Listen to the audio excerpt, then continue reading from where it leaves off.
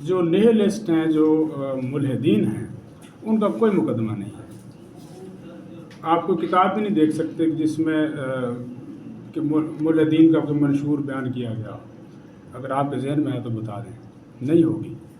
ان کا تو یہ سرے سے موضوع نہیں ہے، ان کا یہ مسئلہ ہی نہیں ہے کہ ہم الحاد کو پھیلائیں۔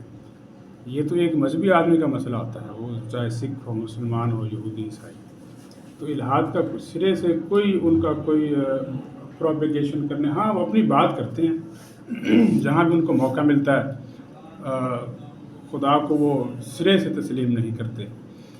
اب ہم پاکستان کے تناظر میں دیکھ لیتے ہیں، اب باقی دنیا کا ہمیں نہیں پتہ، مسلم دنیا کا۔ تو یہاں پر جو ملحدین کا اصل جس میدان پہ وہ کھڑے ہیں، تو یہ ان کے کہیں قریب بھی نہیں پہنچ پا رہے۔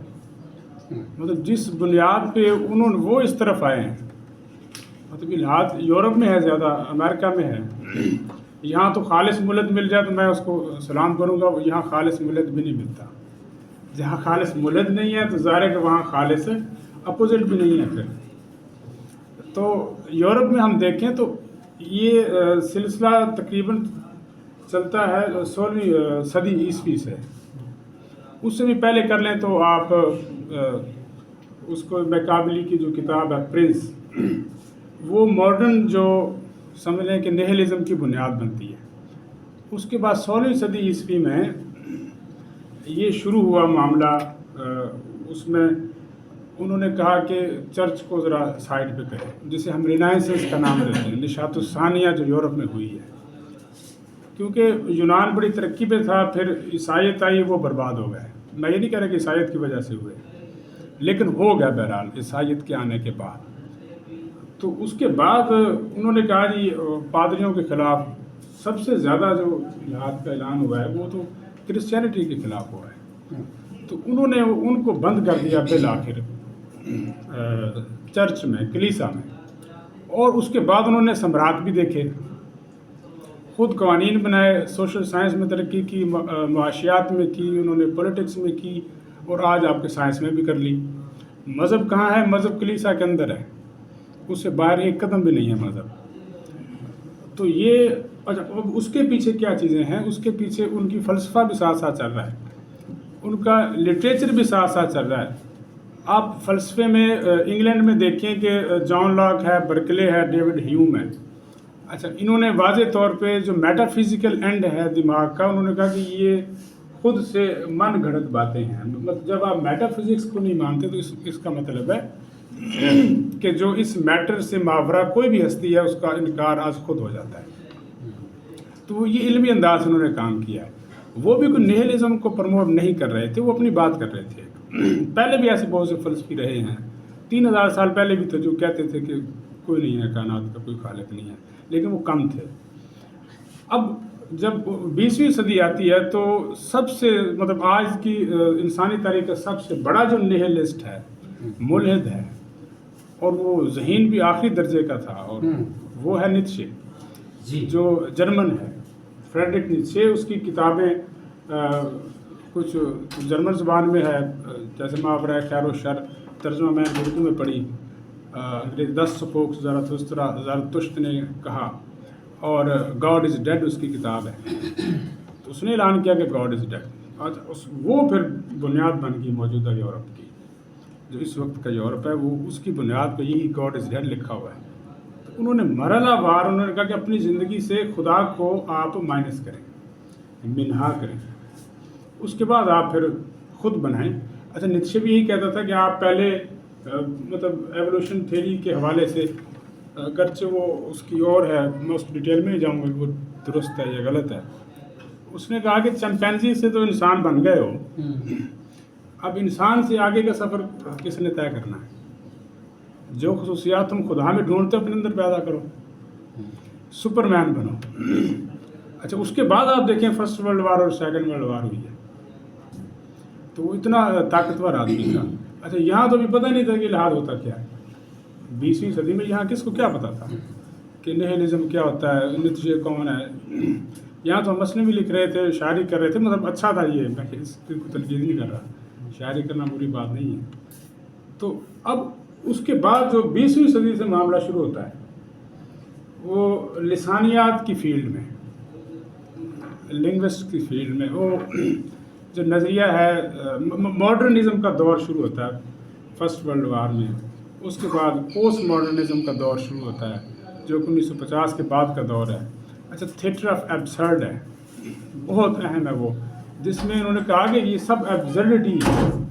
ایبسرڈٹی کو اردو میں اس کا متبادل لفظ نہیں ہے کوئی، آپ یوں سمجھ لیں کہ آخری درجے کی بے معنی ہے. نہ کوئی انسان ہے، نہ کوئی بندہ، نہ کوئی خدا، کچھ بھی نہیں. یہ ہوتی ہے ایبسرڈٹی کہ مطلب ہم ادھر اے سی جو آپ ٹھنڈی ہوا دے رہا ہے، یہ ابھی ریموٹ لے کے اس کو گرم ہوا شروع کر دیں، تو یہ آخری درجے کی ایبسرڈٹی ہوگی. تو یہ تھیٹر آف ایبسرڈ سے اب اس کے بعد پھر جو اصل کام ہوا ہے وہ لیوتارڈ نے کیا اور دریدا نے کیا. دونوں فرانسیسی تھے. اچھا، انہوں نے بھی فلسفے اور لسانیات میں کیا، لنگوسٹکس کی فیلڈ میں کیا. مطلب اسٹرکچرلزم اور پوسٹ اسٹرکچرلزم جو تھیری ہے ساختیات اور پس ساختیات، وہ یہ کہتے ہیں کسی لفظ کا معنی متعین سرے سے ہے ہی نہیں. جب لفظ کا معنی متعین نہیں ہے تو ریلیجیس ٹیکسٹ کا جو بھی ورڈ کا میننگ ہے وہ کنفرم نہیں ہوتا. اور پوسٹ ماڈرنزم کی 3 بنیادیں ہیں: میننگ لیسنس، کوئی معنی نہیں ہے، کوئی سچ ہی نہیں ہے دنیا میں، اور everything is relative, nothing is absolute. ہر چیز جو ہے وہ ایک دوسرے سے ریلیٹیو کے حوالے سے سچ ہے، ایبسلوٹ کچھ بھی نہیں ہے. مطلب بس میں اگر کوئی بندہ بیٹھا ہے تو ہمارے لیے تو وہ سفر کر رہا ہے، لیکن وہ خود تو حالت سکون میں ہے. اگر خدا ہے تو وہ کہتے ہیں ٹھیک ہے، آپ کے لیے ریلیٹیو ہوگا، میرے لیے تو وہ نہیں ہے. تو اس کو کہتے ہیں کہ میٹا نیریٹو کو توڑ دینا. مطلب خدا کا ہونا، اس کا وجود، یہ ایک میٹا نیریٹو ہے. تو میٹا نیریٹو جب ٹوٹ گیا، اور باقاعدہ طور پہ یہ ٹوٹ چکا ہے. اب میٹا نیریٹو کم از کم ویسٹ اور یورپ میں تو ایسا نہیں ہے کہ کوئی میٹا نیریٹو بھی ہے، کوئی مطلب کوئی بڑا سچ ایسا ہے، کوئی کائناتی سچ یا کوئی آفاقی سچ ہے. وہ سرے سے ٹوٹ چکا ہے. اور یہ سب کا سب انہوں نے نہ تو تبلیغ سے کیا ہے، بالکل ایسا نہیں ہوا، یہ سب علمی انداز سے ہوا ہے. اب دیکھ رہے ہیں لسانیات کے تھرو انہوں نے خدا کا انکار کر دیا. مطلب جب یہ کہتے ہیں کہ لفظ کے معنی سرے سے حقیقی نہیں ہے. یہ جیکس دریدا کی کوئی 30-40 کتابیں ہیں. تو آف گرامیٹالوجی میں اس نے کہا ہے کہ کوئی لفظ کے میننگ حتمی اور ایبسلوٹ نہیں ہو سکتے. اور یہ سب جو ذہنی باتیں ہیں. اب آپ دیکھیں جب چیزیں اس سطح پہ وہاں پہ ہیں، جو نوح حراری کی کتاب ہے 21st lesson of 21st century, یہ ریسنٹلی کی کتاب ہے، تو اس میں بھی یہی باتیں ہوئی ہیں، بڑے طریقے کے ساتھ اس نے کی ہیں. تو نیہلزم کی اصل جو ہے وہ یورپ میں ہے، یا چائنا میں ہے، جاپان میں ہے. یہاں تو لوگوں کو پتہ نہیں ہے. یہاں خالص ملحد نہیں ملتا کوئی جو ان سب چیزوں سے واقف ہو، واقفیت رکھتا ہو. مطلب خدا کا انکار بھی ڈھنگ سے نہیں کرتا، خدا کو گالی دینا شروع کر دیتا ہے. جس کا آپ سرے سے وجود تسلیم نہیں کرتے، آپ اس کو برا بلا کیسے کہہ سکتے ہیں؟ آپ ڈسکس ہی نہ کریں. تو کچھ لوگ ہمارے دوستوں وہ یہ بھی کہہ دیتے ہیں کہ خدا کی قسم کوئی خدا نہیں ہے. فہیم صاحب ہیں، وہ خدا کی قسم کھا کے، وہ تو خیر ایک چونکہ ہماری کلچرل ہے ریکارڈنگ ہے. ہاں جی. اب آپ یہ دیکھیے کہ جو مسلمان یہاں پہ جواب دینے کی کوشش کر رہے ہیں، وہ قابل رحم ان کی صورتحال ہے. اس میں علامہ پرویز بھی شامل ہے. وہ اس طرح سے ہے، مطلب خدا کو ماننا یا نہ ماننا یہ آپ کی ایک نیچرل طریقے سے اندر سے آواز آتی ہے. جیسے مطلب فرض کریں کہ میں سمجھتا ہوں کہ نہیں یار ہے خدا، میں بھی اس کا انکار کرتا ہوں. آپ ثبوتوں کی کوئی ضرورت نہیں ہوتی. ثبوت آپ کیا دیں گے خدا کا؟ نہیں دے سکتے. وہ ہے ہی جب میٹا فزیکل ورلڈ کی ایک وجود ہے، تو آپ سائنٹیفک طریقے سے اس کا ثبوت نہیں دے سکتے. بہت مشکل ہے. اور وہ خدا ہی کیا جسے ثبوتوں کی ضرورت پڑے. مطلب اس کی آواز آپ کے اندر سے آنی چاہیے. اگر آتی ہے تو ٹھیک ہے، نہیں آتی تو آپ کوئی پیدا نہیں کر سکتا. تو لیکن یہ چونکہ دیکھ لیا کہ اب سائنس کو ان جو ہمارے مذہبی لوگ ہیں انہوں نے سائنس کو قرآن کے مقابلے کھڑا کر دیا. قرآن بالکل سائنس کی کتاب ہی نہیں ہے، وہ تو ایتھکس کی کتاب ہے، اس میں کچھ بیسک قوانین بھی ہیں. اچھا اشارتاً کوئی اجمالاً جو ہے وہ سائنسی باتیں بھی بیان ہوئی ہیں. اب کوئی آدمی اس بنیاد پہ کہے کہ یہ قرآن میں جو ہے وہ فلاں تھیری بیان ہو گئی ہے، تو یہ تو آپ خدا پہ کوئی خواہ مصنف پہ چیز باندھ رہے ہیں نا. کوئی ایک تو ایسی بتائیں چیز کہ قرآن سے پڑھ کے آپ نے ثابت کر دی ہو. ثابت شدہ چیز کو، اچھا میں ایسا دعویٰ نہیں کرتا، آپ دنیا کی کوئی چیز بتا دیں مجھے، میں آپ کو دیوان غالب سے ثابت کر دیتا ہوں. آرٹیفیشل انٹیلیجنس بتا دیں مجھے، آپ کمپیوٹر بتا دیں، لیپ ٹاپ بتا دیں، تو محترم سر بیٹھے ہیں جو بھی ادب پڑھنے والا آدمی، تفسیر آپ نے کرنی اس کی، جو بھی ادب پڑھنے والا آدمی ہے وہ اس کو ثابت کر دے گا، دیوان غالب سے کر دے گا، میر تقی میر کے کلام سے کر دے گا. میں ثابت کروں گا یہ دیکھو یہ تو غالب نے 200 سال پہلے کیا دیا، تم اب بنائے پھر رہے ہو. کیونکہ جب آپ میٹافوریکل میننگز میں جاتے ہیں، سمبولک میننگ میں جاتے ہیں، علامتی معنی ہے، استعاراتی معنی ہے، تشبیہاتی معنی ہے، آپ کے پاس ساری کی ساری گنجائش ہوتی ہے. آپ کہیں بھی علامتی معنی میں کہیں بھی کسی بھی چیز کو آپ جوڑ سکتے ہیں. تو یہ علامہ پرویز صاحب بھی ہو گئے یا دوسرے ڈاکٹر ذاکر نائک صاحب بھی ہو گئے، یہ کوشش تو کرتے ہیں لیکن مذہب کا خیز کوشش ہے. تو آپ کبھی بھی قرآن کو سائنس کے مقابل میں نہ لائیں. قرآن سائنس کی کتاب نہیں ہے، سائنس کی کتابیں ایسے نہیں لکھی جاتی، فلسفے کی کتاب ایسے نہیں لکھی جاتی. ہر جو صنف ہے اس کی اپنے کچھ ریکوائرمنٹس ہوتی ہیں، نظم ہے، غزل، افسانہ، کچھ بھی ہے تو اسی پیٹرن کے مطابق ہونی چاہیے. مجھے بتائیں کہ سائنس کی کتاب اسی طرح سے لکھی جاتی ہے جیسے قرآن ہے، تو پھر آپ کیوں بار بار جو ہے وہ نہیں جی فلاں چیز بھی قرآن میں ہے، ہم نے دکھا دی، ہو سکتا ہے کہ ہو، لیکن یہ آپ ثابت کر رہے ہیں. مطلب آپ ترلوں پہ آ گئے ہیں. آپ یہ ترلے ہیں آخری درجے کے. آپ اس کو بک آف ایتھکس کیوں نہیں کہتے جس کی سب سے زیادہ کمی ہے مسلمانوں میں؟ وہ اخلاقیات کی ہے، نہ کہ سائنس کی ہے. سائنس آپ نے کرنی ہے تو اس کے لیے نیوٹن، ان لوگوں کو پڑھیں، اسٹیفن ہاکنگ کو پڑھیں. قرآن کو پڑھ کے قرآن نے یہ مطالبہ بھی نہیں کیا. قرآن کا یہ نہیں، آپ اپنے اخلاقی وجود کو بہتر کرنے کے لیے. تو اتنا بڑا مسئلہ نہیں ہے یہ کوئی. خدا کا ہونا بھی اتنا بڑا مسئلہ نہیں ہے، نہ ہونا بھی اتنا بڑا مسئلہ نہیں. یہ تصور خدا کے حوالے سے لوگ مزے سے زندگی گزار کے چلے جاتے ہیں، ہم سے بہتر گزار کے چلے جاتے ہیں. جاپانی تو خدا کے بارے میں نہیں رکھتے تصور، لیکن یہ جنگ و جدل کرنا اور نہیں میں ثابت کروں گا خدا کو، قرآن میں یہ ہے، تو وہ آپ ایک ترلا کر رہے ہوتے ہیں آخری درجے کا. اور اگلا آدمی اتنا بیوقوف نہیں ہوتا، وہ سائنٹسٹ ہوتا ہے. مطلب جس آدمی نے شاعری نہیں پڑھی، جیسے اب میں سائنس کی بات نہیں کر سکتا، مجھے سائنس کا اتنا نہیں ہے، میں شاعری کس لیے کہہ رہا ہوں، میں شاعری پڑھتا ہوں.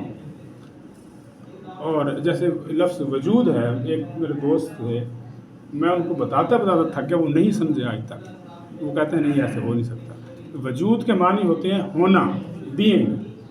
جیسے میں کہتا ہوں خدا کا وجود ہے، تو وہ کہتے ہیں آپ جسم مراد لے رہے ہیں. میں کبھی وجود کے معنی فلسفے کی زبان میں اس کا معنی ہوتا ہے کسی بھی چیز کا ہونا، ایگزسٹ کرنا. جیسے غصہ ہے، اس کا وجود ہے لیکن اس کا کوئی میٹیریل فارم نہیں ہے. تو خدا کا معنی کہ وجود ہے، وہ نہیں مانے آج تک. وہ کہتے ہیں نہیں وجود کا مجھے، ہم تو یہ کہتے ہیں یہ میرا وجود گرم ہے، وجود سرد ہے. تو اب اس کو کیسے سمجھایا جا سکتا ہے؟ ٹھیک اسی طرح سے سائنٹسٹ بھی یوں ہاتھ جوڑ لیتے ہیں مذہبیوں کے آگے کہ یار تم لوگ جب سائنس کو جانتے نہیں ہو تو ہماری بات کو کیا سمجھو گے پھر؟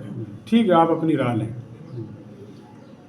اور جو کلام ہوتا ہے وہ ہوتا ہے مخاطبین کے لیے. اچھا ان آیات کو پھر اس وقت کے عرب سمجھے تھے جو آج کے دور کی آیات ہیں.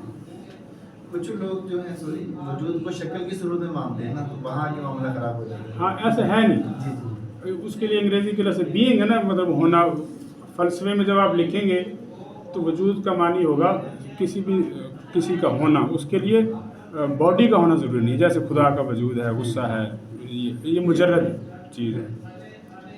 تو اب آپ یہ دیکھیں، میں یہ کہہ رہا تھا کہ جب قرآن اترا تو کلام کی صفت یہ ہوتی ہے کہ وہ مخاطبین کے لیے پورے کا پورا کنوینگ ہو، ابلاغ ہو اس میں پورا. اچھا یہ آیات تھیں آج کے عہد کے لیے، اس وقت کے عربوں نے پتہ نہیں کیسے سمجھا ہوگا پھر، مطلب جو آپ سائنسی اس میں سے نکال رہے ہیں چیزیں، اس وقت کے عربوں نے کیوں نہیں نکالی پھر؟ مطلب مخاطب آپ ہیں لیکن یہ بات 2000 سال کے بعد کے آدمی کے لیے ہے. آپ ذرا اس بات کو سمجھیں. میں گفتگو آپ سے کر رہا ہوں لیکن میں یہ کہہ رہا ہوں کہ لیکن 3000 سال بعد کوئی آدمی آتا ہے وہ کہتا ہے کہ یہ اس گفتگو کا مطلب یہ تھا، وہ اس عہد سے جوڑ دے کسی سائنسی ایجاد سے. تو آپ تو نہ سمجھے پھر میری بات. لیکن ایک بات ہے جو کہ 1000 سال بعد بھی ایک ہی رہے گی، وہ یہ ہے کہ بھائی سچ بولو. جو ایتھکس ہیں، جو اخلاقیات ہیں، وہ تو کبھی نہیں تبدیل ہوتے، وہ یونیورسل ہیں، آفاقی ہیں. بس دوسروں پر ظلم نہ کرو. مجھے بتائیں دنیا کو ایک آدمی ایسا ہوگا جو کہتا ہو کہ ہاں ظلم کرو دوسروں پر، بے شک کرتا ہی ہو لیکن کہے گا تو نہیں نا. اخلاقی اور اصولی طور پہ وہ کبھی نہیں کہے گا. اس لیے ایتھکس کبھی تبدیل نہیں ہوتے. تو اس لیے قرآن کو آپ ہر جگہ پہ اس کو لا کے اس پہ ظلم نہ کریں. اور ہاں اس کا مصنف بھی حیران ہوتا ہوگا کہ میں نے تو ان کے تھوڑے سے اخلاقی وجود کے لیے بھیجی ہیں، انہوں نے اس پہ سے پتہ نہیں کیا کیا چیزیں نکالنا شروع کر دی جو کہ اس میں ہے ہی نہیں. مثلا کون سی چیز نہیں؟ سوری سر ابھی چلنے دیں. جی آپ ٹھیک ہے، آپ پوچھ سکتے ہیں سوال، میری بات ہوگی. ہاں جی مثلا کون سی چیز نہیں ہے یا جس کا ریفرنس نہیں ہے؟ جیسے جو سائنسی ایجادات ہو رہی ہیں آج، اس کے پیچھے مذہبی یا وحی نہیں ہوتی، اس کے پیچھے انسانوں کا ایک سفر ہوتا ہے جو مرحلہ وار چلتا ہے. اس میں جو اللہ تعالیٰ لوگوں کو دعوت دیتا ہے کہ یہ آسمان کھلا ہے، یہ ہم بارش برسانے والا سسٹم ہے، یہ چیزیں ہیں، تم غور و فکر کرو. غور و فکر ہی ہوتا ہے سائنس کے پیچھے یا اور کوئی نئی چیز ہوتی ہے؟ بے شک ہوتی ہے غور و فکر. اچھا میں کہتا ہوں کہ آپ غور و فکر کریں، یہ کیا کہ میں چلا جاؤں؟ کیا غور و فکر مطلب میں کسی سے بھی کہوں کہ غور و اچھا ایک ہوتا ہے آپ 2 + 2 = 4. ہاں جی یہی کچھ ٹھیک ہے، اس طرح سے فارمولہ چیزیں اس طرح سے سائنس میں ایجاد ہوتی ہیں ایک پراپر طریقے کے ساتھ. قرآن اس کی مخالفت تو نہیں کرتا؟ میں نے کب کا مخالفت کرتا؟ نہیں، آپ نے جو کہا ہے نا کہ اس میں جو سلسلہ سائنس جی کی ایجادات کا ہوتا ہے وہ غور و فکر سے ہی ہوتا ہے. جب ہم سوچتے ہیں کہ یار یہ صبح ہوتی ہے ستارے نظر نہیں آتے، رات ہوتی ہے ستارے کی چراغ جلنے شروع ہو جاتے ہیں، ٹھیک ہے نا. تو جب ہم سوچتے ہیں، تحقیق کرتے ہیں، پھر ہمیں پتہ چلتا ہے کہ یہ سورج جیسے جیسے گردش کرتا ایسے ہی ٹھیک ہے نا. تو پھر آپ کس طرح کہہ سکتے ہیں کہ وہ غور و فکر اس کے پیچھے نہیں ہے؟ میں نے تو نہیں کہا غور و فکر نہیں، پیچھے. ابھی جو آپ نے کہا نا سائنسی ایجادات کے حوالے ہاں جی، سے وہ غور و فکر سے شروع ہوتی ہیں نا. تو غور و قرآن غور و فکر سے نہیں شروع ہو رہا، سائنس ہو رہی ہے. سلام میری بات نہیں، قرآن کہتا ہے لوگوں کو کہ تدبر کرو، غور و فکر کرو، یہ کائنات ہم نے تمہارے لیے بیکار پیدا نہیں کی. اچھا یہ ٹولیز بھی کہتا ہے. تو سائنسدان جو ہوتا ہے معاملہ خراب ہو جائے گا. نہیں، سائنسدان تو یہی دعوت دیتا ہے نا جب وہ تدبر کرتا ہے، وہ کہتا ہے یار یہ چیز. آپ مجھ سے راجا صاحب میں آپ کو بتاؤں، یہ تھوڑا سا گزارش ہے کہ ان سے سوال ہے، نہیں کھڑے رہیں، ان سے جو سوال ہے آپ سوال کرتے رہیے، جواب دیتے رہیں، مزید دوسرا بندہ نہ کرے. جی کر لیں. نہیں محترم کی بات پوری ہو گئی ہے. اب میں یہ ان کے جواب ہی کے ذیل میں کہتا ہوں کہ جو غور و فکر کی بات ہے، یہ کون سا انسان کہتا ہے کہ غور و فکر نہ کرو؟ یہ کیا ہمیں قرآن نے آگے بتایا ہے؟ مجھے بتائیں جو ٹولیز تھا کون تھا؟ وہ عیسیٰ علیہ السلام سے بھی پہلے کا ہے، جس نے یہ کہا کہ یہ دنیا یہ کائنات پانی سے بنی ہے. اور قرآن بھی یہ کہہ رہا ہے. اب کہیں یہ کہ آپ قرآن نے نقل کی ہے ٹولیز کی. 3000 سال پہلے کا آدمی ہے وہ. مطلب آپ افلاطون کو نہیں جانتے، سقراط کو نہیں جانتے، فیثاغورس کو نہیں جانتے، آپ زینو کو نہیں جانتے. وہ ایک پوری فہرست ہے جنہوں نے جن پر کوئی وحی کی کوئی آس پاس ہلکی سی بھی نہیں ہے، بھنک بھی نہیں ہے. عیسیٰ علیہ السلام سے پہلے کے لوگ ہیں وہ. سر میری بات. لیکن اب یہ دیکھیں غور و فکر کرنا یہ انسان کے خود اس کے خمیر میں شامل ہے، انسٹنکٹ میں شامل ہے، اس کو کرے گا. قرآن نے بھی ایسے ہی کہا ہے. میں یہ نہیں کہا کہ قرآن کہ غور و فکر نہ کرو، سائنسی ایجادات نہ کرو. میں نے یہ کب کہا ہے؟ میں نے یہ کہا ہے کہ یہ جو آپ نے سولر پلیٹیں بنائی ہیں اس کو قرآن سے ثابت نہ کریں. بس اتنی مہربانی. نہیں ہم یہ سولر پلیٹ کو نہیں ثابت کر رہے. میں تو یہ کہتا ہوں کہ جو تدبر ہوا ہے نا، قرآن نے واضح کیا ہے کہ تم تدبر کرو. 700 آیات ہیں سر. نہیں وہ تو ہوگی نا بات، آپ دوہرا دے رہے ہیں. ٹھیک ہے نا. میں آپ کو بات کرتا ہوں. حضرت ابراہیم علیہ السلام کا زمانہ ہزاروں سال پرانا ہے، ٹھیک ہے نا، قرآن میں اس کا ذکر آیا ہے، ہو سکتا ہے جو اس وقت ان پہ صحیفہ نازل ہوا ہو وہ اس میں بھی ہو کہ میں نے دیکھا یہ تو چاند